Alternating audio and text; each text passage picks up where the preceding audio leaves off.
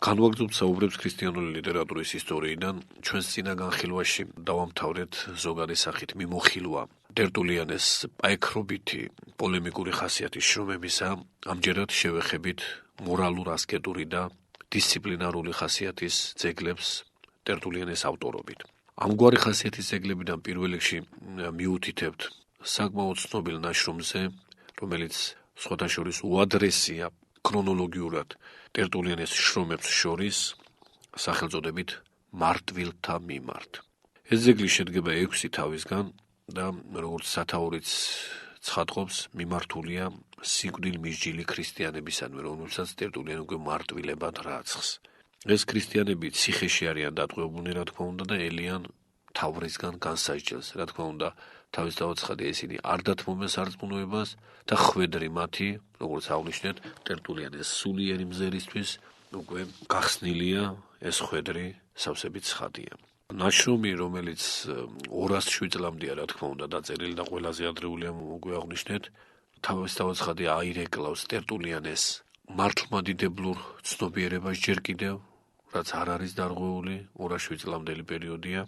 და განცდაც, თანაგრძნობაც, თანალმობაც მარტვილებისადმი ისეთი ექსპრესიითა, ისეთი პირადი გრძნობადობითაა გამოვლენილი, რომ მკითხველზე განსაკუთრებულ ზემოქმედებას ახდენს და აქ აღწერილია და ასახულია ქრისტიან აღფსარებელთა და მარტვილთა საღვთო შეუდრეკელობა და ახოვანება არვალთა წინაშე. ეს ძეგლი მეორე კუთხითაც გახლავთ საყურადღებო. ძველთაგანვე ცნობილია ერთი უაღრესად მნიშვნელოვანი ჰაგიოგრაფიული ხასიათის ძეგლი პერპეტუასა და ფელიციტას მარტვილობა, რომელიც სხვათა შორის თვლით, რომ აუცილებლად უნდა ითარგმნოს ქართულადაც, ესაა უაღრესად საყურადღებო ძეგლი, ახსავს სხვადასხვა ხილვითი ხასიათის ეპიზოდებით, უმკვეთრესად ზეგავლენის მომხდელი და შთაბეჭდების მომხდელი ადამიანის სულზე, იმდენად გრძნობადი და იმდენად ღვთიური განცდით გამსჭვალული, დამოძღვრანი, ხილვანი და ამ ხილვათა განმარტებანია მასში მოცემული აი ამ ძეგლში. სხვათა შორის ამ ბოლო ხანებში ეს ძეგლი კიდევ ერთხელ გამოიცა საკუთრივ ლათინურ ტექსტს მოგახსენებთ, ბერძნულთან ერთად, ბერძნული თარგმანის პარალელით, უაღრესად მაღალ მეცნიერულ დონეზე და შესაბამისად თუ მოხერხდება ამ ძეგლის ახალქართულად თარგმნა, ეს თარგმანი, რა თქმა უნდა, მეცნიერულადაც სავსებით მომზადებული იქნება ასეთი გამოცემის საფუძველზე. მაგრამ ამ ძეგლს ახლა რატომ მოიხსენებთ? იმიტომ რომ ეს ძეგლი, ეს მარტვილობა პერპეტუასი და ფელიციტასი, ბევრი ნიშნით ენათესავება ხსენებულ ძეგლს ტერტულიანესას სახელწოდებით მარტვილთა მიმართ. და ამან განაპირობა ის საკმაოდ ფეხმოგიდებული თვალსაზრისი კვლევართა შორის, რომ აღნიშნული მარტვილოლოგიური ხასიათის ძეგლიც, ესე იგი, მარტვილობა პერპეტუასი და ფელიციტასი ტერტულიანესგან უნდა იყოს დაწერილი. და თუ ეს მართლაც ასე, ეს იქნება ტერტულიანეს შრომებს შორის მართლაც გამონაკლისი, იმიტომ რომ სხვა რამ მარტვილოლოგიური ჰაგიოგრაფიული აღწერითი ხასიათის ძეგლი ტერტულიანეს არ დაუწერია და ამ ნიშნით კიდევ ერთი ჟანრით შეივსებოდა ტერტულიანესი, სადაც უაღრესად მრავალფეროვანი ჟანრობრივად მრავალფეროვანი მემკვიდრეობა. აღნიშნული ჟანრის, ესე იგი მორალურ-ასკეტური და დისციპლინარული ჟანრის შრომებიდან უნდა დავასახელოთ აგრეთვე ცნობილი ნაშრომი ტერტულიანესის სახელწოდებით სანახაობათა შესახებ. ამგვარი სათაურის ძეგლები მოგვიანო პერიოდში არაიშვიათია, მაგრამ როგორც ჩანს ტერტულიანე პირველია, ვინც აღნიშნულ საკითხს გამორჩეული ყურადღება მიაქცია, ესე იგი სანახაობათა საკითხს და ღვთისმეტყველური შეფასებაც მოგცა. თუმცა უკიდურესობა არის მკვეთრად გამოხატული და უკვე ის რაღაც მარცვალი ფანატიზმისა ამ ნაშრომში, ის მარცვალი, რაც ტერტულიანეს შემდგომ მოღვაწეობაში გაცილებით მკვეთრად წარმოჩნდა, ამ ნაშრომში უკვე სახეზია. და ეს მარცვალი გულისხმობს იმას, რომ ნაშრომში მოცემული აბსოლუტური დაგმობა ყოველგვარი საასპარეზო და თეატრალური და საცირკო სანახაობისა. ორ ნაწილად განიყოფება ეს შრომა, არის ეგრეთ წოდებული ისტორიული და მორალური ნაწილები, ანუ შეგონებითი, ზნეობრივი, ისტორიულია უფრო აღწერითი, სხვადასხვა სანახაობისა, ესა მე-4-13 თავები მანამდე შესავალი გახლავთ და შემდგომ ზნეობითი, ანუ მორალური თავები, დამოწყვრითი, ესა მე-14-30 თავი. და როგორც აღნიშნეთ, პირველ ნაწილში აღწერილია ცალკეული სანახაობანი, და ყველა მათგანი ეს სანახაობანი არსებითად კერპთაყვანისმცემლობად არის დასახული, ხოლო მეორეში მხილებულია აღნიშნულ სანახაობათა არაზნეობრივი ხასიათი. რაც შეეხება თხზულების დაწერის თარიღს, ზოგი მკვლევარი მას საკმაოდ ადრეულად თვლის და 197 წელს განუკუთვნებს, ესე იგი ტერტულიანეს ქრისტიანული მოღვაწეობის ადრეულ პერიოდს, ზოგი მკვლევარი თვლის, რომ ეს შრომა დაახლოებით 202 წელს უნდა იყოს დაწერილი. თვით ტერტულიანეს მითითებით არსებულა ამ ნაშრომის მისგანვე მომზადებული ბერძნული ვარიანტი. ტერტულიანემ რომ ბერძნული იცოდა, ეს მრავალი კუთხით დასტურდება და არა მარტო ტერტულიანემ, ჩვენ ამაზე არაერთის აგვინიშნავს, მრავალმა მოძღვარმა ლათინურენოვანმა და თითქმის ყველამ ასეთ შეიძლება ითქვას ჩვეულებრივ ბერძნული იცოდა, იმიტომ რომ ბერძნული იყო ყოველთვის პრიმატული პატრისტიკულ ტრადიციაში. ამიტომ ტერტულიანეს ეს მცდელობა, რომ მას მოუმზადებია თავისი ნაშრომის ბერძნული ვარიანტი, სავსებით გასაგებია, რადგანაც მას უნდა რომ იმ ენაზეც, რომელიც მთავარი იყო და წარმმართველი იყო და იმენის მცოდნეთათვის ცნობილი გამხდარიყო მისი ეს ნაშრომი, რადგან ამ ნაშრომს იგი განსაკუთრებულ მნიშვნელობას ანიჭებდა. თვითონ ეს მითითება, რომ მას ეს ბერძნული ვარიანტი მოუმზადებია, ჩვენ მოცემული გვაქვს ტერტულიანეს სხვა შრომაში სახელწოდებით გვირგვინის შესახებ, რასაც ქვემოთ განვიხილავთ. მორალურ-ასკეტური და დისციპლინარული ხასიათისა აგრეთვე ტერტულიანეს ასევე საკმაოდ ცნობილი შრომა ქალთა გარდერობის შესახებ, ქართულად ასე შეიძლება ვთარგმნოთ de cultu feminarium, ასე ეწოდება მას ლათინურად. და ეს კულტუსი, რაც დღეს უაღრესად გავრცელებული ტერმინია ყველა ენაში და მათ შორის ქართულშიც ეს კულტურა და კულტი ლათინურში სხვადასხვა მნიშვნელობის მატარებელი ტერმინი გახდა და ერთ-ერთი მისი გამოკვეთილი მნიშვნელობა იყო სწორედ ეს გარდერობი, სამოსელის რაობა, რაგვარობა, შეიძლება და თანამედროვე მოდის აღნიშნულადაც კი მიგვეღო ეს ტერმინი გარკვეული აზრით. და ამიტომ ყველაზე უფრო მისადაგებულად, ჩვენ რომ დღეს ვთარგმნოთ ეს ტერმინი იმ შინაარსით, რა შინაარსაც იდევს შესაბამისი ლათინური ძეგლი, აბსოლუტურად ზედმიწევნითი ჩანს ტერმინი გარდერობი, რომ ქალთა გარდერობის შესახებ ეს სათაური, ვფიქრობთ, უტყუარად ასახავს ლათინურ სახელწოდებას. შრომა შედგება ორი ნაწილისგან და როგორც ზოგი მკვლევარი ფიქრობს, ალბათ სავსებით დასაჯერებელია, ეს ორი ნაწილი თავდაპირველად დამოუკიდებელი შრომები უნდა ყოფილიყვნენ და მერე უნდა შეერთებოდნენ ერთმანეთს. შესაძლოა ტერტულიანესგანვე, შესაძლოა მის მოწაფეთაგან. ამ ორი ნაწილისგან პირველს ეწოდება ქალური შესამოსელის შესახებ, მეორეს კი ზემომითითებული სახელწოდებას, ეს ქალთა გარდერობის შესახებ. და ეს მეორე სახელწოდება შემდეგში ორივესთვის საერთო გახდა, ორივე მათგანის აღნიშნული გახდა.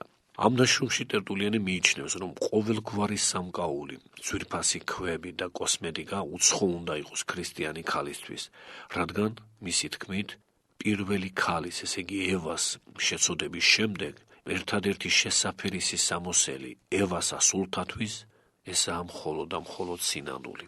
ახლა იმ უკიდურესობაში, რა თქმა უნდა, ტერტულიანისთან დათანხმება ძნელია, საზოგადოდ რომ ქრისტიანი ადამიანი ქალი იქნება თუ კაცი საკუთარ ღვთივბოძებულ გარეგნობას შესამოსელის მხრივ არ უნდა ჩრდილავდეს და კოსმეტიკა მკვეთრად გამომხატველი არ უნდა იყოს რაღაც ადამიანთაგან თხზული და ადამიანთაგან შექმნილი ნიღბისა, ეს უპირობოა და ეგლესიური მოძღვრებაა. მაგრამ თუ მთლად უკიდურესობაში ჩვენ ტერტულიანეს ვერ დავეთანხმებით, საკუთრივის დებულება, ის საღვთისმეტყველო დებულება, რომ დაცემის შემდეგ ევას ასულებისთვის და ჩვენ შეგვიძლია ეს განვაზოგადოთ და ადამიანის ძეებისთვის და საერთოდ ადამიანისა და ევას შვილებისთვის და კაცობრიობისთვის ერთადერთი ღირსეული სამოსელი რომ უნდა იყოს სინანული, აი ეს დებულება გახლავთ უაღრესად შთამბეჭდავი ჩვენი აზრით, უაღრესად მრავლისმეტყველი და ჩვენი ცხოვრების და ჩვენი ყოფიერების გეზის მაჩვენებელი, ვიდრე ამ სოფელში ვართ.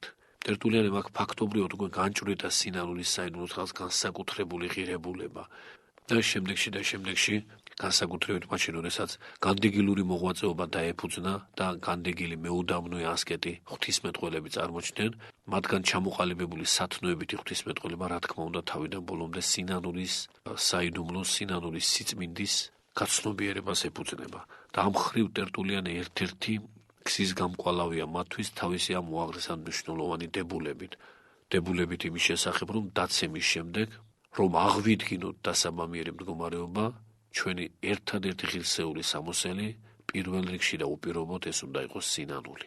ჩვენ დავძენთ იმასაც, რომ ტერტულიანი ერთმანეთისგან მიჯნავს გარდერობს, ანუ რაც ლათინურად როგორც ვიკითხარით, კულტუს და მაკიაჟს, ანუ ორნატუს, ესე იგი ორნატუს ან გამშვენებას, რასაც მაკიაჟი გულისხმობს დღეს. და იგი მართალია ტერმინოლოგიურად ამ ორ მდგომარეობას მიჯნავს ერთიმეორისგან, მაგრამ ერთნაირად გმობს ორივეს. მიიჩნევს რა ზომიერებას მორწმუნე ქალთა აუცილებელ ნიშნად. აქაც შეიძლება მკვეთრი უკიდურესობა საკუთრივ საერო თვალსაზრისით ერისგაცული ყოფიერებიდან გამომდინარე გასაზიარებელი არ იყოს, ეს არ ვრცელდება რა თქმა უნდა სამონაზვნო სასულიერო ფენაზე და საერო კუთხით შეიძლება ეს თლად ჩვენთვის გასაზიარებელი არ იყოს, მაგრამ აქაც ტერტულიანესგან დებულებად ჩამოყალიბებული სწავლება უაღრესად შთამბეჭდავია და დასამახსოვრებელი. ეს სწავლება მისგან ამგვარადაა გამოთქმული. რადგან ჩვენ ყველანი ვართ ტაძარნი ღვთისა, მოგრძალებულობა არის ამ ტაძრის სიწმინდეთ მოქმედი და მღვდელი. თუ ზემოთ სინანულის რაობა იყო განჭვრეტილი, რომ ჩვენი შესამოსელი ერთადერთი ღირსეული შესამოსელი სინანულია, ამჯერად მეორე სათნოების მოგრძალებულობის, კრძალულების რაობა და ღირსება წარმოჩენილი, რომ კრძალულება ჩვენში უნდა სიწმინდეთ მოქმედებდეს, უნდა მღვდლობდეს, როგორც ჭეშმარიტი მღვდელმსახური.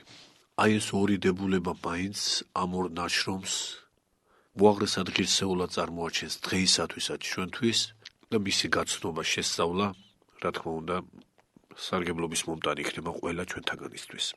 რაც შეეხება დაწერის თარიღს, ნაშრომის ორივე ნაწილი ღირსეულ სწავლებას იტევს, მიუხედავად იმ ხარბიზისა, რაც აღნიშნეთ, იმ ფანატიზმის მარცვლისა, რაც აშკარად შესამჩნევია და ამიტომ მიჩნეულია, რომ ორივე ნაწილი დაწერილია 207 წლამდე. ტერტულიანეს ღირსეულ შრომათა შორის ცალკე დგას თხზულება სახელწოდებით ლოცვის შესახებ, რაც დაწერილია 198-200 წლებში და მიემართება კათაკმევლებს. ესე იგი, მორწმუნეთა იმ ნაწილს, რომლებიც ჯერ მონათლულნი არ არიან და მხოლოდ ქადაგებას და დამოძღვრას იღებენ, მაგრამ ჟამის წირვის ძირითად ნაწილში მართალთა ლიტურგიაში მონაწილეობას, რა თქმა უნდა, ვერ იღებენ. ტერტულიანეს შრომა იწყება იმის აღნიშვნით, რომ ახალმა აღთქმამ შემოიტანა ლოცვის ახალი სახე, რაც უცნობი იყო ძველი აღთქმისთვის. აქ იგულისხმება კონკრეტულად მამაო ჩვენო, საუფლო როცვა, რაც და ეს გახლავთ ამ შემთხვევაში ტერტულიანეს ძირითადი დებულება, სადაც ამ ლოცვის არსი ბრწყინვალედ არის წარმოჩენილი, რომ ეს ლოცვა თავის თავში აჯამებს მთელ სახარებას. და ამ ნაშრომის არსებითი ნაწილი სწორედ მამაო ჩვენოს უადრესი განმარტება გახლავთ, ესე იგი სხვა მოძღვართა შრომებზე ადრინდელი განმარტება გახლავთ, ესაა კონკრეტულად მეორე თავიდან მეცხრე თავის ჩათვლით და რამდენადაც მართლმადიდებულურ პერიოდშია თავის მოღვაწეობისა ტერტულიანესგან ეს შრომა დაწერილი, რა თქმა უნდა, მისი განმარტებანი ძველადაც უფრო გვიანდელ მოღვაწეთა მიერ გამოიყენებოდა და დღესაც ჩვენთვის ბევრის სწავლელი არის. რაც შეეხება ამავე თემაზე სხვა მოძღვართა დაწერილი შრომებს, რომლებიც ეფუძნებოდნენ კიდეც როგორც ჩანს ტერტულიანეს თხზულებას, ყოველ შემთხვევაში მიმართულება და გეზი ხშირად ერთი და იგივე იყო. ასეთი შრომები ბევრია, ყველაზე მნიშვნელოვანი კი მათ შორის ალბათ მაინც უნდა იყოს გრიგოლ ნოსელის თხზულება მამაო ჩვენოს განმარტება და ანალოგიური ხასიათის მაქსიმე აღსარებლის შრომა. და მათ რიგში, რა თქმა უნდა, მათ სიმაღლეზე ძნელია ავიყვანოთ ჩვენ ტერტულიანეს ნაშრომი, მაგრამ მათ რიგში ერთ-ერთ ადრეულ და შესაბამისად გარკვეული საფუძვლების შემქმნელ ძეგლად ხსენებული ნაშრომი უეჭველად უნდა მივიჩნიოთ. მორალურ-ასკეტური და დისციპლინარული ხასიათის შრომებიდან რიგით მეხუთედ ჩვენ შეგვიძლია მიუთითოთ თხზულებაზე სახელწოდებით მოთმინების შესახებ. საკუთრივ სათნოებითი მიზანდასახულობის ნაშრომია, იმიტომ რომ მოთმინება ეს გახლავთ ერთ-ერთი სათნოება და ეს სათნოება ტერტულიანეს სწავლებით უპირველესად თავად მაცხოვარშია. ისევ როგორც ყველა სხვა სათნოება, რომელთა ნიმუშად მაცხოვარმა თავისი ამქვეყნიური განკაცებული მოღვაწეობა წარმოგვიდგინა.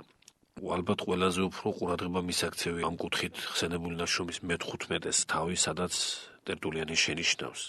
სადაც არის ღმერთი, იქვე მყოფობს ჩვილიც, რომელსაც ის აზრდოებს. აქ როგორც ადრეც ვნახეთ, ტერტულიანეს ხელეწიფება მოსწონს გარკვეული ალეგორიზმი და ეს ჩვილიც რა თქმა უნდა ალეგორია ამ შემთხვევაში, სადაც არის ღმერთი, იქვე მყოფობს ჩვილიც, რომელსაც ის ასაზრდოებს, ის ესე იგი მაცხოვარი. ესაა მოთმინება. რაჟამს გადმოდის სული ღვთისა, მასთან თანამგზავრობს მოთმინება, განუყოფლად მისგან. აი ეს სახეობრივი მეტყველება ტერტულიანეს იმდენად შთამბეჭდავია მორწმუნე ადამიანისთვის, რომ გასაკვირი აღარც არის თუ რატომ მოიპოვა მისმა ნაშრომებმა, მათ შორის გაუგუღმართების პერიოდში დაწერილმა ნაშრომებმაც კი ასეთი განსაკუთრებული პოპულარობა. აქვე ისიც ვთქვათ, რომ ტერტულიანეს საკუთარი თავისთვის შესაძლოა ეს თავდაბლურადაც ხდებოდეს, რა თქმა უნდა, ამ სათნოებას არ განაკუთვნებს, ესე იგი საკუთარ თავს ამ სათნოების უკვე მქონედ და მფლობელად არ წარმოგიჩენს. მაგრამ სწორედ მის შესახებ კი წერს, ესე იგი გამოდის ერთი შეხედვით ასეთი პარადოქსი, რომ რაც არ აქვს, რაც არ მოუპოვებია, იმის შესახებ წერს და მოძღვრავს. ამ ორივე მხარეს თვით ავტორი გამოკვეთს, ამ პარადოქსსაც თვითონვე ამჩნევს და იქვე განგვიმარტავს, რომ რატომ წერს იმ სათნოებაზე, რომელიც მისივე თქმით მას არ აქვს. წერ იმიტომ, რომ ეს იქნებოდა როგორც ნუგეში ჩემთვის, მე მსჯელა იმ სათნოებაზე, რომლისგანაც დაკლებული ვარ. ესე იგი, აქ ვითარება განსაკუთრებული მდგომარეობა ის გახლავთ, რომ აქ უბრალოდ სათნოების არ ქონა კი არ არის, რა შემთხვევაშიც მართლაც შეიძლებოდა აღარ გაგადნიერებულიყო ვინმე და რაც არა აქვს იმაზე არ დაეწერა, არამედ ესაა მდგომარეობა, როდესაც პიროვნება გრძნობს თავის დანაკლის და რაღაცნაირად მისი შევსება სწურია. ესე იგი, ის გრძნობს ხარვეს, არ ქონას რაღაცისას ნაკლად მიიჩნევს საკუთრად და ამას არ იწონებს და ამიტომ რომ ამის შესავსებად ეშურება თუნდაც სიტყვის მიერ აღწერას და განმარტებას. მაგრამ თავისთავად ცხადია, აშკარაა, რომ ესა თავდაბლური ქმედება ტერტულიანესი, რომ საკუთარი თავი ამ სათნოებისგან დაკლებულად გამოგვიჩინოს, თუმცა ტერტულიანეს მოღვაწეობის და ცხოვრების შესწავლა ზოგჯერ იმასაც კი გვაფიქრებინა და ჩვენ პირადად რამდენჯერმე გვაფიქრებინა, რომ იქნებ ეს არც ყოფილიყო თავდაბლური ჟესტი. იქნებ ტერტულიანე მართლაც ხედავდა თავის თავში ამ პარტავნული რაღაც მარცვლის მოძალებას, სწადდა ამ მოძალებისგან თავის დახსნა, მაგრამ ვერ შეძლო. ამის თქმის უფლება ჩვენ გვაძლევს მისი მოღვაწეობის და ცხოვრების მომდევნო პერიოდი, როდესაც მკვეთრად გადაუხვია მართლმადიდებლობისგან, ქარიზმატული მიმდინარეობის მოთავე გახდა და ეს მიმდინარეობა სხვა არა იყო თუ არა უზომო ამპარტავნების და უზომო პატივის საკუთარი თავისადმი განკუთვნა. საკუთარი თავისგანვე შერაცხვა ღვთისმიმადლებულად, სულიწმინდის ინკარნაციად, სულიწმინდის ფლობელად და სხვა. აი ეს ამპარტავნული რაღაც განსაკუთრებულად ძველი ქართული ტერმინი რომ მოვიხმოთ, მზვაობრობითი აღზევება ტერტულიანეში არამართლმადიდებლური ცნობიერებისა შესაძლოა ადრეჩენილი მარცვლის გაღვივება ყოფილიყოს და ამიტომ მისი ეს მითითება ჩვენ შეგვიძლია საკუთარი თავის ჯერ კიდევ ფხიზლად ჭვრეტის და ფხიზლად შეფასების პერიოდად ჩავთვალოთ, რაც მერე ებინდება მას და უკვე აღარ გრძნობს, რომ იგი რაღაც განსაკუთრებულ ამპარტავნებას შეეჩერა. ვეღარ გრძნობს ამას, მაგრამ ეს ძეგლი ჯერ კიდევ იმ ეპოქის ამსახველია, როგორც ჩანს, როდესაც ტერტულიანე რაღაც მოძალებას უკეთური თვისებისას საკუთარ თავში აცნობიერებდა და მის დასაძლევად იღწვოდა კიდეც. ნაშრომი დაწერილია დაახლოებით 200-203 წლებში და ეს ნაშრომიც გვიანდელ ტრადიციაში უცნობი არ დარჩენილა, განსაკუთრებით თავს იჩენს იგი წმინდა კვიპრიანე კართაგენელის თხზულებაში სახელწოდებით კეთილმოთმინებისათვის. სახელწოდებითაც თან ხვდება იგი ტერტულიანეს შრომას. მეექვსე ნაშრომი მორალურ დისციპლინარული და ასკეტური ხასიათისა, ეს გახლავთ თხზულება სინანულის შესახებ. ესეც სათნოებითი მიზანდასახულობისაა და იგიც ეს შრომაც დაწერილია ტერტულიანეს სამოძღვრო გაუგუღმართებამდე. ზოგი მკვლევარი ზუსტ თარიღსაც გვთავაზობს 203 წელს და ეს მისაღები თარიღი გახლავთ, რადგანაც ნაშრომში, კერძოდ მე-12 თავში იხსენიება ვეზუვის ვულკანის ამოფრქვევა და ამის მიხედვით დათარიღება ძეგლისა სავსებით ბუნებრივია. ეს თხზულება, რა თქმა უნდა, გარკვეული მნიშვნელობისაა სინანულის საიდუმლოს ისტორიისათვის. ჩვენ ადრეს უკვე მიუთითეთ ის ღირსეული დებულება, რაც ამ სათნოებასთან, სინანულთან დაკავშირებით, ამ საიდუმლოსთან, საეკლესიო საიდუმლოსთან დაკავშირებით მოგვაწოდა ტერტულიანე, რომ ერთადერთი ღირსეული შესამოსელი ჩვენთვის ცოდვიდაც იმის შემდეგ სწორედ სინანული უნდა იყოს, მაგრამ ეს თხზულება როგორც დამოუკიდებელი ნაშრომი ამ სათნოებაზე, რა თქმა უნდა, გაცილებით ღირებულია, ღირსეულია და თუ გვიანდელ პერიოდში სინანულის, ანუ მეტანოიის საიდუმლო ხშირად განხილულა ღვთისმეტყველთაგან, მათი ერთ-ერთი საფუძველი, რა თქმა უნდა, ტერტულიანის შრომაც იყო. თვით ტერტულიანე სინანულთან დაკავშირებით ორ სახეს მიგვითითებს, ორი სახის სინანულზე მიგვითითებს. ერთი ისაა ის სინანული, რაც ყოველ მოსანათლს უნდა ჰქონდეს ნათლობის წინ, ანუ ესაა კათაკმეულთა სინანული, ასე ვთქვათ. მეორე კი როგორც ჩანს გულისხმობს სინანულს ნათლობის შემდეგ. თუმცა ამ სინანულს ტერტულიანე რადგანაც ერთგზისობას განუკუთვნებს, ესე იგი ერთგზისად მიიჩნევს სინანულის საიდუმლოს აღსრულებულად. ამავე დროს იგი თვლის, რომ მეორე სინანულის მოსაპოვებლად საჭირო აღსარება. ეს ამ შემთხვევაში გახლავთ ძალიან საყურადღებო დებულება, რომ აღსარება წინ უნდა უცხოდეს სინანულს. სინანულის საიდუმლო ჩვენზე მაშინ აღსრულდება, თუ აღსარებას ვიტყვით. სამწუხაროდ ეს ურყევი დებულება ამ ბოლო ხანებში ალბათ შეიძლება მსმენელებმაც იციან, ისევე როგორც ყველაფერი ეჭვის ქვეშ დადგა და ეგრეთ წოდებულ უაღრესად მართლმადიდებლურ მოძღვრებად წარმოჩნდა და პუბლიკაციაც იყო ამასთან დაკავშირებით, თითქოს არა აუცილებელი აღსარება სინანულის საიდუმლოს მისაღებად და კერძო ზიარების წინ. რამდენიმე მოძღვარი გაკადნიერდა ამის სამტკიცებლად, მაშინ როცა ტერტულიანეს უადრესი ეპოქის მოუღვაწე ჯერ კიდევ რა დროიდან, როგორც ხედავთ, ამხილებს ამგვარი თვალსაზრისის არამართლმადიდებლურობას, იმიტომ რომ ტერტულიანეს ეს შრომა მისი მართლმადიდებლური მოღვაწეობის ეპოქაშია დაწერილი და რა თქმა უნდა პირად აზრს კი არ ასახავს, არამედ ეკლესიურ დოგმატურ სწავლებას. ნაშრომის ბოლო თავით საყურადღებო გახლავთ მე-12 თავი, რომელშიც აღწერილია მარადიული ტანჯვა ჯოჯოხეთში იმ პირებისა, რომლებმაც არ განიკუთვნეს სინანული. ამ თავმა მაინც უნდა შეაფერხოს ზოგიერთები, რომლებიც დღეს ზიარების მიღებას სინანულის საიდუმლოს და კონკრეტულად აღსარების გარეშე მოძღვრობენ და თავიანთ მრევლ საკეთკენ უბიძგებენ. მე-7 ნაშრომი ამავე ჟანრისა გახლავთ თხზულება სახელწოდებით ცოლისადმი, რაც დაწერილია დაახლოებით 200-206 წლებში და როგორც სათაურიდანაც ჩანს, მიმართულია მეუღლისადმი, რომელსაც ტერტულიანე დაუსახავს მოღვაწეობის გეზს თავისი გარდაცვალების შემდეგ. აქ გამოსაყოფია ის, რომ ავტორი, ესე იგი ტერტულიანე, კაცრად ხაზგასმულად წარმოადგენს მოთხოვნას იმის შესახებ, რომ მისმა ცოლმა აუცილებლად უნდა დაიცვას ქვრივობა და არ გათხოვდეს მეორედ. და საზოგადოდ თითქმის მთელი თხზულება მიმართულია მეორედ ქორწინების წინააღმდეგ. ისევე როგორც ამავე თხზულებაში კაცრადაა დაგმობილი მორწმუნეთა და ურწმუნოთა დაქორწინება, რაც საზოგადოდ არა იშვიათად მომხდარა. ამავე ჟანრისაა თხზულება სახელწოდებით უბიწოებისკენ მოწოდების შესახებ, რაც თლათ თარიღობრივად გარკვეული არ არის, თუ როდის უნდა იყოს დაწერილი. ზოგი მკვლევარი 207 წლამდელ პერიოდს მიგვითითებს და დაახლოებით 204 წლით ათარიღებს ამ ძეგლს, ზოგი უფრო გვიანდელი პერიოდით, ესე იგი 207 წლის შემდგომით ათარიღებს დაახლოებით 212 წლით. საკუთრივ ნაშრომი მიმართულია ტერტულიანეს ერთ-ერთი მეგობრისადმი, რომელსაც მეუღლე დაეღუპა.